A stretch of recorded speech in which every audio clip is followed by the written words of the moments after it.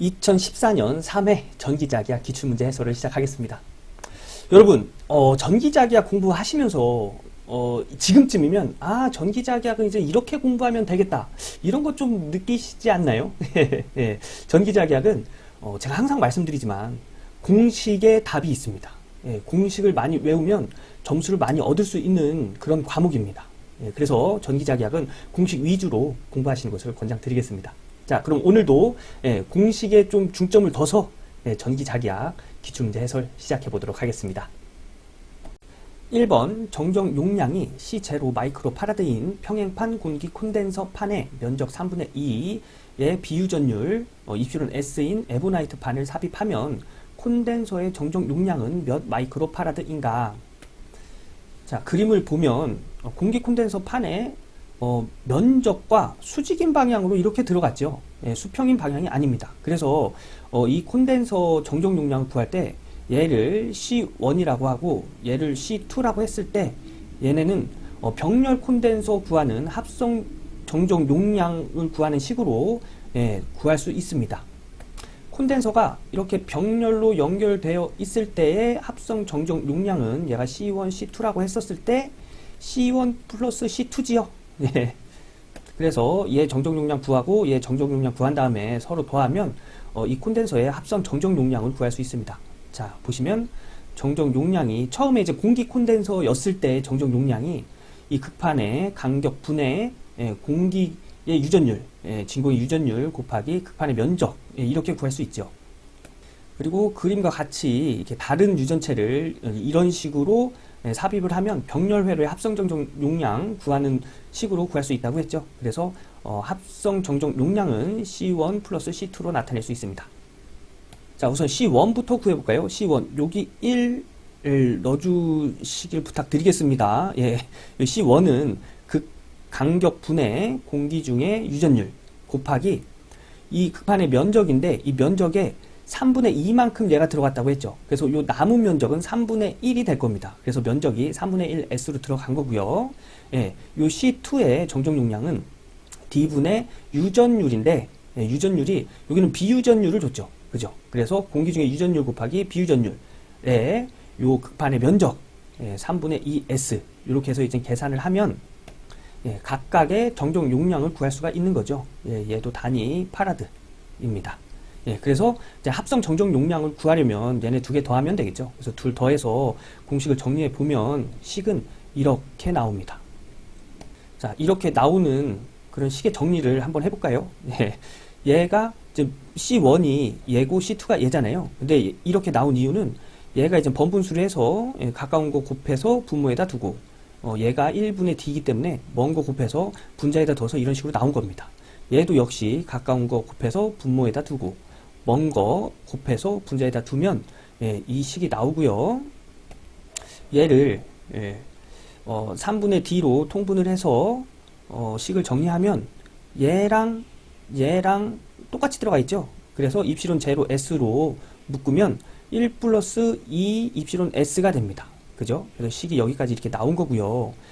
얘를 이렇게 띄워 놓으면 이런 식이 될 수 있죠. 그런데 처음에 D분의 입실론 제로 곱하기 S는 C0 처음에 정정 용량과 같다고 했습니다.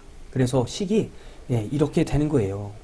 자, 3분의 1 플러스 2 비유전율 입실론 S 곱하기 처음에 얘가 이 유전체가 다른 유전체가 들어가기 전에 그때 유전율을 곱한 값이 유전체를 삽입한 후에 그 합성 정정 용량이 된다는 겁니다.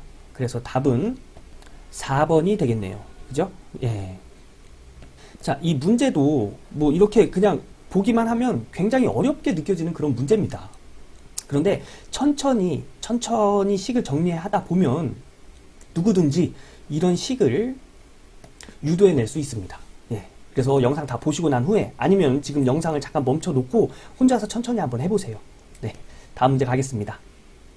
2번 내압이 1kV이고 용량이 각각 0.01 마이크로파라드, 0.02 마이크로파라드, 0.04 마이크로파라드인 콘덴서를 직렬로 연결했을 때 전체 콘덴서의 내압은 몇 볼트인가? 우선 이 문제도 그림으로 그려서 좀 설명을 드려보면요. 콘덴서가 이런 식으로 이렇게 직렬로 연결되어 있을 때 이 전체 콘덴서의 내압을 구하라는 문제죠. 우선 내압을 구하는 공식은 V는 전체 콘덴서 용량 분의 전하량으로 이렇게 구해질 수 있습니다. 그런데 여기서의 이 전하량 어떻게 구하냐면 여기 써놨죠. V는 합성 콘덴서 용량 분의 Q에서 전하량 Q는 콘덴서가 파괴되지 않을 정도의 전하량을 정해야 하므로 용량이 제일 적은 0.01 마이크로파라드를 기준으로 해서 정합니다. 그래서 Q는 CV죠. Q는 CV입니다. 그러면 용량이 제일 적은 0.01 마이크로파라드인데 마이크로 얘가 10의 마이너스 6승이죠. 그래서 0.01 곱하기 10의 마이너스 6승 파라드 곱하기 이 V 내압은 문제에서 줬습니다. 1kV. 그래서 1 곱하기 10의 3승을 곱해주는 거고요. 그래서 얘를 계산기에다 놓고 때려보면 10 곱하기 10의 마이너스 6승 쿨롱이 나옵니다. 그래서 Q가 전하량이 10 곱하기 10의 마이너스 6승이 되는 거예요. 그럼 이 Q 알았으니까 이 합성 정정 용량만 구하면 되겠죠. 여기서는 콘덴서 용량이네요. 그죠? 그래서 콘덴서 용량, 직렬의 정정 용량 구하는 공식은 이렇게 구합니다. C1분의 1 플러스 C2분의 1 플러스 C3분의 1 분의 1. 그런데 만약에 두 개만 이렇게 있었을 때는 C1 합분의 곱 C2 분의 C1, C2 이렇게 구했잖아요. 얘가 C1이고 C2입니다.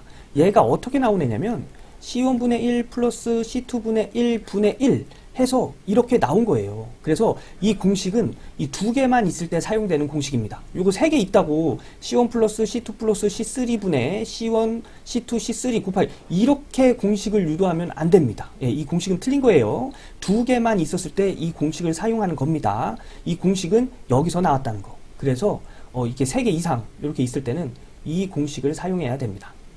그래서 C1은 0.01 분의 1 여기 다 줬죠? C2도 줬고요. C3도 이렇게 그래서 이런 식을 이제 계산기에다 넣고 계산을 하면 전체 콘덴서 용량은 5.71 곱하기 10의 마이너스 9승 파라드가 됩니다. 자, 그러면 전하량도 구했고 합성 콘덴서 용량도 구했습니다. 그럼 여기다가 이렇게 넣어서 계산기 때려보면 답을 찾을 수 있겠죠. 그래서 콘덴서 내압 V는 5.71 곱하기 10의 마이너스 9승 분의 10 곱하기 10의 마이너스 6승 하면은 1750V가 나오네요. 그래서 답은 1번이 되는 겁니다. 여기서 또 수정 부탁드릴게. 얘를 계산하면 5.71 곱하기 10의 마이너스 3승이 나올 거예요. 근데 얘 단위는 마이크로 파라드지요. 그래서 요 마이크로 파라드를 파라드 단위로 변화시킨 게 5.7 곱하기 10의 마이너스 9승입니다. 여기다가 마이크로 지워주고 5.71 곱하기 10의 마이너스 3승 곱하기 10의 마이너스 6승을 해주면 이런 답이 이렇게 나오는 거죠. 그래서 전체 콘덴서의 용량은 이렇게 나오는 겁니다. 단위를 변환해줬기 때문에 이렇게 되는 거예요. 이 문제도 이런 식으로 똑같이 나오진 않지만 이런 내용의 문제들이 가끔씩 출제가 되니까 여러분 이거 꼭 한번 본인이 혼자서 한번 해보시는 걸 권장드리겠습니다. 다음 문제 가겠습니다. 3번 자기 인덕턴스 L1, L2와 상호 인덕턴스 M일 때 일반적인 자기 결합 상태에서 결합 계수는 이 상호 인덕턴스 공식 중에 이 공식이 있죠. M은 K 루트 L1, L2가 있습니다. 얘를 결합계수라고 하는데 여기서 물어본 게 일반적인 자기 결합 상태라고 했죠. 일반적인 자기 결합 상태는 K가 0보다 크고 1보다 작은 상태를 일반적인 자기 결합 상태라고 합니다.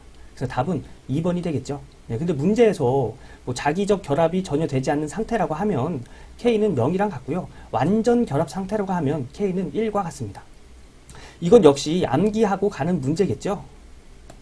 일반적인 자기결합 상태에서는 K는 0보다 크고 1보다 작다. 요거 암기하고 넘어가겠습니다. 그리고 상호 인덕턴스 공식 K 루트 L1, L2 이것도 같이 암기하고 넘어가겠습니다. 자, 다음 문제 4번 두 개의 소자석 A, B의 세기가 서로 같고 길이의 B는 1대 2이다. 그림과 같이 두 자석을 일직선상에 놓고 그 사이에 AB 중심으로부터 R1, R2 거리에 있는 P점에 작은 자침을 놓았을 때 자침이 자석에 영향을 받지 않았다고 한다. R1 대 R2는 얼마인가? 이 문제는 이렇게 자석을 이렇게 갖다 놓고 이 P점에다가 자침을 이렇게 놨는데 이 자석에 영향을 받지 않았답니다. 그러면 이 점의 자개의 세기는 0이라는 얘기예요. 만약에 자침이 자석에 어느 한 자석에 영향을 받았다면 이 지점에 자개가 존재한다는 얘기죠. 자개의 힘이 존재한다는 얘기입니다. 그런데 자침에 영향을 받지 않았기 때문에 자개의 세기는 0입니다. 그래서 이 문제는 이 자석이 0이 되는 자개의 세기가 0이 되는 지점의 거리의 비율을 구해라. 이런 문제인데요. 이 문제는 이 A, B 자석의 자기 모멘트를 구한 다음에 그 내용 가지고 자기 쌍극자 공식을 이용을 해서 이 점의 자개의 세기를 구하는 그런 식으로 문제를 해결해 가야 됩니다. 그런데 우리 이런 문제 풀지 말자고요. 자기 쌍극자, 전기 쌍극자 이거 쉬운 문제 많잖아요. 그렇죠? 우리는 그런 문제 풀고 가고요. 이런 문제는 문제와 답만 암기하고 가겠습니다. 답은 1번입니다. 자, 다음 문제 5번 한 변의 길이가 L인 정육각형 회로에 I 암페어가 흐르고 있을 때 그 정육각형 중심의 자개의 세기는 몇 암페어 퍼 메타인가? 자, 정육각형이 이렇게 있고요. 전류가 이 정육각형을 따라서 이렇게 흐른답니다. 이때 이 중심에서의 자개의 세기를 구하라는 문제인데요. 이거 암기죠? 정육각형 중심의 자개의 세기는 답은 3번입니다. 뭐 이렇게 제가 좀 유도를 했는데 이거 유도할 필요 없습니다. 이거 암기하는 거예요. 그리고 제 이론책 제 1권 페이지 64페이지 보면 정삼각형 그리고 정사각형의 중심의 자개의 세기도 제가 실어 놨으니까요. 그것도 한번 관심 있게 봐주시고 암기를 하셔야 됩니다. 그거와 관련된 문제가 굉장히 많이 나오니까 정육각형, 정삼각형, 정사각형의 중심의 자개의 세기는 꼭 암기를 하고 넘어가셔야 됩니다. 제 1권 페이지 64페이지 보면 제가 실어 놨으니까 그거 보시고 암기하시면 되겠습니다. 자, 다음 문제 6번 단면적이 S, 평균 반지름이 R, 권선수가 N인 환상 솔레노이드에 누설 자석이 없는 경우 자기 인덕턴스의 크기는? 자, 자기 인덕턴스 공식 이거라는 거 지금쯤이면 암기하고 계셔야 됩니다. 그런데 여기서 환상 솔레노이드라고 했잖아요. 환상 솔레노이드 어떻게 생긴 거냐면 이렇게 동그란 철심에 이렇게 코일을 감아놓은 이런 모양으로 생겼습니다. 이때 인덕턴스는 L분의 투자율 곱하기 이 철심의 면적 곱하기 이 건수의 제곱으로 나타내는데 여기서 이 환상철심에서의 이 길이는 어떤 길이를 나타내냐면 이 철심의 이 중간에서 측정한 이 철심의 길이 즉 이 원의 둘레를 구하는 거죠. 그래서 이 중간부터 여기까지를 평균 반지름이라고 합니다. 그래서 이 중간 길이를 구하면 얘가 2파이 반지름을 R로 주면 2파이 R이 되겠죠. 자, 그래서 이 내용 가지고 문제를 한번 풀어보도록 하겠습니다. 자, 1번 권선수의 제곱에 비례하고 단면적에 반비례한다. 자, 권선수의 제곱에 비례하는 건 맞는데 단면적 S와도 비례하지요. 그래서 1번은 틀렸습니다. 권선수 및 단면적에 비례한다. 단면적에 비례하고 권선수의 그냥 비례하는 게 아니고 제곱에 비례하는 거죠. 그래서 2번도 맞는 답이 아니고요. 자, 3번 권선수 제곱 및 단면적에 비례한다. 권선수의 제곱 및 단면적에 비례한다. 3번이 맞는 답이네요. 4번도 한번 볼까요? 권선수의 제곱 및 평균 반지름에 비례한다. 자, 평균 반지름은 여기 들어가 있는 애죠. 2파이 R입니다. 그죠? 이 반지름을 R이라고 했을 때 이 길이는 원의 둘레 2파이 R이 되죠. 그래서 평균 반지름과는 반비례 관계에 있는 거죠. 그래서 4번도 틀린 답입니다. 그래서 답은 3번이 되는 거예요. 자, 이 문제도 자기 인덕턴스 이 공식을 알고 있어야 해결할 수 있는 문제겠죠. 그리고 환상 솔레노이드에서의 인덕턴스는 요 길이가 2파이 R이 된다는 점 예, 이 점 기억하시고 다음 문제 넘어가도록 하겠습니다. 7번 공기 중 방사성 원소 플루토늄에서 나오는 한 개의 알파 입자가 정제하기까지 1.5 곱하기 10의 5승쌍의 정부 이온을 만든다. 전리상자에 매초 4 곱하기 10의 10승계의 알파선이 들어올 때 이 전리상자에 흐르는 포화전류의 크기는 몇 암페어인가? 네, 무슨 얘기인지 모르겠죠. 예, 그래서 이 내용은 그냥 문제와 답만 암기하고 가겠습니다. 예, 답은 4번이고요. 여기서 이 문제에서 하나 배워갈 거는 이 전류를 나타내는 공식이 시간분의 전하량이라는 거, 예, 요거 하나 알고 가겠습니다. 그래서 여기 이렇게 해설에 적어놓은 부분이 전하량을 구하기 위한 그런 식입니다. 그런 식을 정리해 놓은 거고요. 그리고 이 시간이 여기 보면 몇 초라고 했죠. 그래서 1초를 얘기하는 겁니다. 몇 초. 그래서 여기 분모에 1이 들어간 거예요. 그래서 이런 식으로 계산이 돼서 이 답이 나오는 건데요. 이 문제는 그냥 문제와 답만 이렇게 암기하고 넘어가도록 하겠습니다. 다음 문제 8번 대전된 도체 표면의 전하 밀도는 도체 표면의 모양에 따라 어떻게 되는가? 자, 요 보기 보면은 곡률 반지름이라는 얘기가 나옵니다. 곡률 반지름이 뭐냐면 만약에 도체 표면이 이렇게 생겼다고 하면 이 점에서의 곡률 반지름은 이 점을 기준으로 해서 원을 그립니다. 원을 그리면 이런 원이 이렇게 되겠죠? 그러면 이 원의 반지름이 곡률 반지름이 되는 거예요. 자, 보세요. 이게 약간 더 뾰족하게 이런 식으로 이렇게 그린다면 이때 곡률 반지름은 이만한 원이 되겠죠? 얘보다 반지름이 더 작아질 겁니다. 그래서 곡률 반지름이 점점 작아졌다는 얘기는 뭐냐면 도체 표면이 점점 뾰족해진다는 얘기예요. 그런데 전하는 이런 뾰족한 부분에 모이는 성질이 있습니다. 그래서 피레침 이렇게 뾰족하잖아요. 그래서 이 전하를 잘 받기 위해서 뾰족한 거예요. 둥그런 피레침 보셨나요? 그래서 전하는 뾰족한 부분에 모이는 성질이 있습니다. 즉 평면일 때 표면 전하 밀도는 가장 작아요. 이렇게 뾰족할 때 이 면적에 모이는 전하량과 이렇게 평면일 때 이 면적에 모이는 전하량은 얘가 더 크다는 얘기예요. 자, 그래서 보기를 보면 곡률 반지름이 크면 커진다. 도체 표면 모양에 따라 표면 전하 밀도는 어떻게 되는가? 이게 문제잖아요. 자, 곡률 반지름이 크면 클수록 얘는 곡률 반지름이 이렇게 커지겠죠. 이때 켰을 때 전하 밀도는 작아지겠죠. 그죠? 그래서 얘는 답이 아닙니다. 자, 곡률 반지름이 크면 작아진다. 그죠? 곡률 반지름이 커지면 전하 밀도는 점점 작아지겠죠. 그래서 답은 2번이 되는 겁니다. 표면 모양에 관계가 없다. 표면 모양에 분명히 관계가 있습니다. 이렇게 뾰족한 부분에 곡률 반지름이 작을 때 전하 밀도는 커진다고 했어요. 평면일 때가 가장 크다. 여기 보시는 바와 같이 점점 평면일 때 여기 모이는 전하의 밀도는 작아집니다. 그래서 답은 2번이 되는 겁니다. 이런 식의 문제도 가끔가다 나오니까 이 문제는 뭐 계산하는 문제 아니잖아요. 그냥 이해하고 가면 되는 겁니다. 곡률 반지름이 작으면 작을수록 전하 밀도는 커진다. 이렇게 암기하시면 되겠습니다. 자, 다음 문제 가겠습니다. 자, 9번 정전계에 대한 설명으로 옳은 것은 답은 3번입니다. 전개 에너지가 최소로 되는 전하 분포의 전개를 정전계라고 한다. 이 문제는 문제에서 이론을 알아갈 수 있는 그런 문제죠. 정전계는 전개 에너지가 최소로 되는 전하 분포의 전개를 의미한다. 그래서 답은 3번입니다.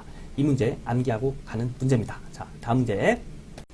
자, 10번 와전류에 대한 설명으로 틀린 것은 답은 2번입니다.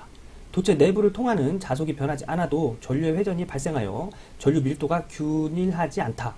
와전류는 도체 내부에 통하는 자속 변화에 의해서 전류의 회전이 발생하는 그런 전류를 와전류라고 합니다. 그래서 답은 2번이 되는 거예요. 왜냐하면 도체 내부에 전류가 통하면 도체 내부에 전류가 이렇게 통하잖아요. 그러면 여기에 자속의 변화가 생깁니다. 그래서 이 안에 있는 전자들이 이렇게 회전을 하는 걸 와전류라고 하는 거예요. 전류가 통함으로써 자속의 변화가 일어났기 때문에 전류가 회전을 하는 그런 전류를 와전류라고 합니다. 근데 이번에는 도체 내부를 통하는 자속의 공식이 변하지 않아도 된다고 했죠. 그래서 이게 틀린 거예요. 예. 그래서 10번은 2번이 답입니다. 자, 이 문제 역시 암기하고 가는 문제겠죠. 나머지 1, 3, 4번은 한번 읽어보세요. 와전류에 관한 내용이니까 뭐 암기할 필요는 없고요. 그냥 이런 게 와전류구나 하고 넘어가시길 바라겠습니다. 자, 다음 문제 가겠습니다. 11번 전속밀도 D, 전개의 색이 E, 분극의 색이 P 사이의 관계식은? 보기를 보면 분극의 색이의 공식, 이 공식을 올바르게 변형한 거를 찾아봐라. 이런 문제가 되겠죠. 그래서 이 분극의 색이, 이 공식, 이것도 지금쯤이면 암기하고 계셔야 됩니다. 이 공식을 한번 정리를 해볼게요. 얘랑 이렇게 곱하고 이렇게 곱하면 입실론 제로, 입실론 S 곱하기 전개의 세기가 되고요. 얘랑 이렇게 곱하고 이렇게 곱하면 마이너스 입실론 제로 곱하기 전개의 세기가 됩니다. 그런데 이 입실론 제로와 이 비유전율, 얘 그냥 유전율로 이렇게 나타낼 수 있죠. 그래서 얘는 유전율 곱하기 전개의 세기 마이너스 공기 중에 유전율 곱하기 전개의 세기가 됩니다. 그런데 이 유전율 곱하기 전개의 세기 뭘로 나타낼 수 있죠? 전속 밀도로 나타낼 수 있죠. 그래서 전속 밀도 마이너스 공기 중에 유전율 곱하기 전개의 세기로 이렇게 정리를 할 수가 있습니다. 그래서 답은 2번이 되겠네요. 분극의 세기 공식을 이렇게 정리하지 않고 또 다르게 정리하는 식들이 많죠. 그 정리하는 그 메커니즘은 이겁니다. D는 유전율 곱하기 전개의 세기고요. 전개의 세기는 유전율 분의 전속 밀도라는 거. 요게 중요한 포인트입니다. 그래서 이거는 꼭 암기를 해 두고 계셔야 됩니다. 물론 분극의 색이 이 공식도 암기를 하고 계셔야 되고요. 그래서 이 공식을 이용해서 분극의 세기를 정리하면 이런 식이 나온다는 거 알고선 넘어가겠습니다. 답은 2번입니다. 자, 다음 문제 12번 반지름이 A메타인 원통 도체의 전류 I암페어가 균일하게 분포되어 흐르고 있을 때 도체 내부의 자개의 세기는 몇 암페어 퍼 메타인가? 단 중심으로부터 거리는 R메타라 한다. 네. 이 문제 원통 도체의 이 내부의 자개의 세기를 구하는 공식을 찾아내라. 이 문제죠. 이거 암기 문제입니다. 그래서 원통 도체 내부의 자개의 세기는 3번입니다. 이거 공식 암기하는 겁니다. 그냥 공식이에요. 자, 그래서 12번에는 3번이고요. 다음 문제 넘어가겠습니다. 13번 전자파의 전개 E와 자개 H의 B는 여기 H분의 E라고 했죠. 자개의 세기분의 전개의 세기. 이 공식 뭐죠? 고유 임피던스 공식이죠. 이 고유 임피던스 공식 여기까지 암기를 해 주셔야 됩니다. 그래서 이 보기를 보면 얘를 정리했을 때 공식을 찾아내라. 그 문제입니다. 유전율은 공기 중에 유전율과 비유전율로 나타낼 수 있죠. 그리고 이 투자율도 공기 중에 투자율과 비투자율로 나타낼 수 있습니다. 그래서 얘는 두 개를 따로 떨어뜨려 놓고 이렇게 정리를 하면 이렇게 정리가 됩니다. 우리 공기 중에 유전율과 공기 중에 투자율 알고 있죠? 공기 중에 유전율 8.855 곱하기 10의 마이너스 12승. 그 다음에 공기 중에 투자율 4파이 곱하기 10의 마이너스 7승이죠. 자, 여기서도 오타가 있네요. 요거 비유전율, 비투자율, 비유전율로 수정 부탁드리겠습니다. 이것도요. 이렇게 부탁드리겠습니다. 자, 그래서 비유전율 분의 공기 중에 유전율 분의 공기 중에 투자율을 루트를 씌워서 계산을 해보면 377이 나오거든요. 그래서 이런 식이 됩니다. 이런 식으로 정리가 돼서 답은 2번이 답이 되는 겁니다. 이 문제도 심심치 않게 나오니까 여러분 이것도 암기해 두시고 넘어가는 문제로 하겠습니다. 14번 비투자율 μs는 역자성체에서 다음 중 어느 값을 갖는가? 이 문제 역시 암기하는 문제죠. 역자성체는 비투자율이 1보다 작은 값을 갖고요. 상자성체는 비투자율이 1보다 큰 값을 갖습니다. 그리고 강자성체는 1보다 엄청 큰 값을 가져요. 비투자율이. 그래서 요거는 암기를 해 두셔야 됩니다. 이것과 관련해서 문제도 자주 나오니까 이거는 꼭 암기하셔야 되고요. 14번의 답은 역자성체를 물어봤기 때문에 얘가 들어가야겠죠. 그래서 답은 2번입니다. 자, 다음 문제 15번 히스테리시스 곡선의 기울기는 다음 어떤 값에 해당하는가? 예, 히스테리시스 곡선은 이렇게 그려집니다.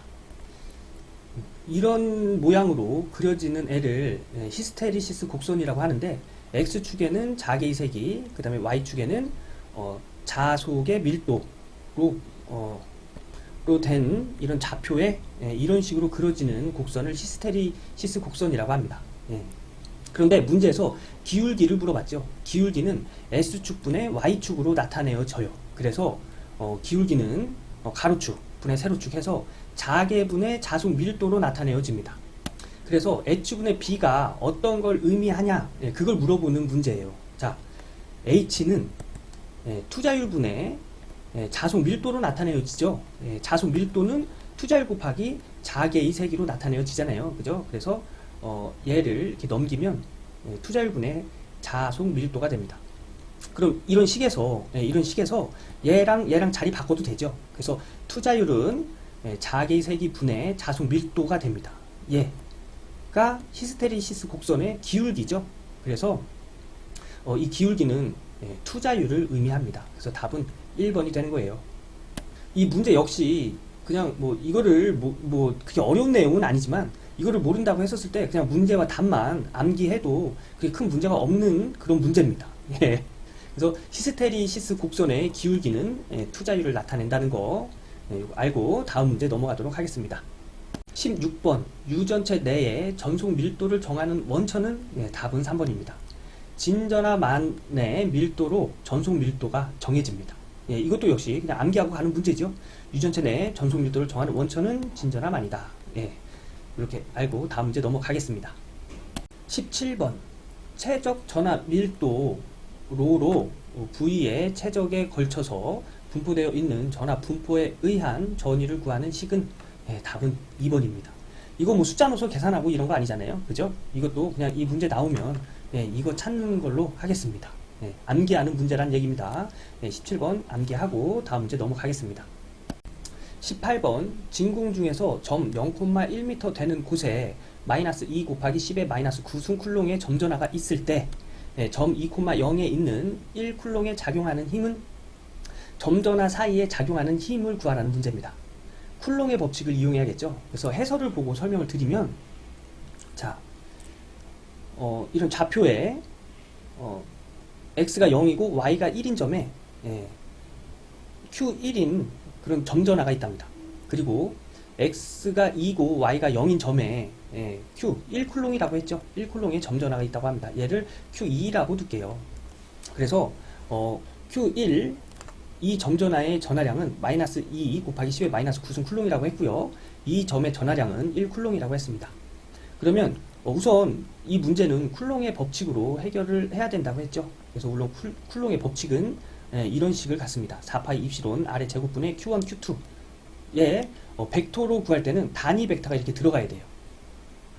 이 단위 벡터 구하는 식은 그 벡터의 크기 분의 그 방향을 가진 벡터로 이렇게 구할 수 있습니다. 자, 우선은 이 벡터의 크기를 먼저 구하면 여기가 1이 되고요. 여기가 2가 되겠죠. 그래서 1의 제곱 플러스 2의 제곱에 루트를 씌우면 이 길이를 알 수가 있습니다. 그래서 이 길이는 루트 5가 나왔네요. 그래서 이 r은 루트 5가 되는 거예요. 자, 이 공식에서 벡터를 적용한 그 쿨롱의 법칙을 계산하면 요 4파이 입시론 제로분의 1, 여기 1, 얘를 계산기에다 두고 때리면 9 곱하기 10의 9승이 나옵니다. 그러면 r의 제곱 분의 q1, q2 이렇게 되겠죠. 여기에 단위 벡터, 여기에 루트 5를 넣고요. 얘는 여기부터 여기까지의 벡터를 나타내는데, 얘가 어떤 경로를 통해서 가냐면 y축으로 마이너스 1, y축으로 마이너스 1, 그리고 x축으로 이만큼 이렇게 이동한 벡터가 되겠습니다. 그래서 이 벡터가 이런 식으로 나오는 거예요. 자, 그러면 이 공식에다가 우리가 지금까지 구한 것을 한번 대입시켜서 계산을 해보도록 하겠습니다. 우선 9 곱하기 10의 9승 있고요. 그리고 요 r 우리 구했죠? 얘가 루트 5라고 했죠? 그래서 루트 5의 제곱 분의 q1 마이너스 2 곱하기 10의 마이너스 9승, 그 다음에 q2 1쿨롱이라고 했죠? 1쿨롱 곱하기 단위 벡터, 요 벡터의 크기 루트 5분의 1 곱하기 요 벡터의 경로, 그래서 2ax, x방향으로 이만큼 가서 또 y방향으로 1만큼, 마이너스 1만큼, x방향으로 이만큼 갔다고 했죠. 그래서 이 x방향으로 이만큼, 그리고 y방향으로 마이너스 1만큼 해서 이런 식이 나오는 겁니다. 그래서 얘를 하나하나씩 계산을 해보면 여기까지의 계산이 마이너스 5 루트 5분의 18이 나옵니다. 거기에 요 2를 곱해준 거죠. 그래서 마이너스 5 루트 5분의 36이 된 거고요. 방향은 AX 방향 플러스 마이너스 5 루트 5의 18을 얘와 곱하니까 부호는 플러스로 바뀌겠죠. 그래서 5 루트 5의 분의 18의 방향은 AY 방향으로 해서 계산이 이런 식이 되는 거예요. 그래서 답은 1번이 되는 겁니다. 이 문제 방향을 주지 않았다면 그냥 크기만 구하는, 힘의 크기만 구하는 그런 문제라면 굉장히 좀 쉬운 문제였을 건데 방향을 포함해서 구해라, 이런 문제이기 때문에 약간 좀 어려울 수도 있습니다. 이 문제에 벡터가 포함된 문제인데 여러분 이 문제 이해 못하셔도 상관없습니다. 벡터에 관련된 문제는 그렇게 많이 나오지 않아요. 이 문제를 이해할 수 있으시다면 이해하고 가는 것도 좋겠죠. 그래서 이 문제 한번 풀어보시면서 조금만 알면은 이해가 될 텐데 하는 부분을 네이버 카페 전치모에 올려주세요. 그러면 제가 이해되실 때까지 설명드리도록 하겠습니다. 그래서 18번은 1번으로 하고 다음 문제 넘어가도록 하겠습니다. 19번 유전율 투자율인 매질 내에서 전파의 속도는 전파 속도 구하란 얘기죠. 전파 속도 공식 루트 입시론 곱하기 투자율 분의 1, 이 공식으로 나타낼 수 있죠. 그런데 이 유전율과 투자율, 공기 중의 유전율과 공기 중의 투자율, 그 다음에 비유전율과 비투자율 이렇게 나타낼 수 있죠. 그래서 식을 이렇게 정리할 수 있습니다. 우리 공기 중의 유전율과 공기 중의 비투자율 알고 있잖아요. 그래서 얘를 우리가 알고 있는 숫자를 넣어서 계산을 해보면 얘가 3 곱하기 10의 8승이 나옵니다. 그래서 3 곱하기 10의 8승 곱하기 루트 비유전율 곱하기 비투자율 분의 1은 이런 식이 되겠죠. 그래서 답은 4번이 됩니다. 이 문제도 굉장히 자주 나오는 문제니까 여러분 이 문제 꼭 이해하고 그리고 암기하고 넘어가겠습니다. 답은 4번입니다. 자, 다음 문제 20번 반지름 A메타의 반구형 도체를 대지 표면에 그림과 같이 묻었을 때 접지저항 R 우문 단 로, 요거 고유저항이죠. 고유저항, 저항률 이렇게 얘기하죠. 저항률은 대지의 고유저항이다. 자, 이 문제를 풀기 위해선 이 공식 알아야겠죠. 저항 곱하기 정적 용량은 고유저항 곱하기 유전율이라는 거. 근데 여기서 물어본 게 저항 물어봤잖아요. 그래서 R은 C분의 고유저항 곱하기 유전율, 이 식 가지고 해결을 하는 겁니다. 그래서 여기서 이 식을 이렇게 써놨잖아요. 그런데 이 정적 용량, 구도체의 정적 용량은 4파이 입시론 A, 반지름 곱한 거, 이렇게 나타낼 수 있는데 얘는 구도체가 아니라 반구형 도체죠. 그렇기 때문에 여기다가 2를 나눠줘야 됩니다. 그래서 여기에 적용할 정적 용량은 2파이 입시론 A가 되는 거예요. 그래서 2파이 입시론 A분의 고유저항 곱하기 유전율이 되는 겁니다. 그래서 유전율 이렇게 약분돼서 2파이 A분의 고유저항이 나오는 거예요. 그래서 답은 1번이 되겠네요. 이 문제도 요 문제의 말만 조금씩 바꿔서 내는데 답은 얘밖에 없습니다. 그래서 이 문제도 역시 이게 이 해설이 이해가 안 되시면 그냥 문제와 답 이렇게 반구형 도체를 그림으로 주고 접지저항을 구해라 하면 2파이 A분의 고유저항, 이거 찾으시면 됩니다. 그래서 20번은 1번이 되겠습니다. 이렇게 해서 2014년 3회 전기자기학 기출문제까지 끝냈습니다. 여러분 공부하시면서 분명히 이거 조금만 누가 좀 알려주면은 이 문제 정도는 풀 수 있을 건데 이런 문제 있으실 겁니다. 그런 문제 있으시면 혼자서 끙끙대지 마시고요. 네이버 카페 전치모에 올려주세요. 근데 질문을 하실 때 조금 디테일하게 질문을 해주시면 제가 답변 드리기가 좀 쉽겠죠. 그래서 여러분 혼자서 공부하지 마시고요. 저와 함께 공부하시자고요. 그러면 오늘 여기까지 해서 2014년도 3회 전기자기학을 끝냈습니다. 저는 다음 기출문제 해설 영상에서 또 인사드리도록 하겠습니다. 여러분 고생 많으셨습니다.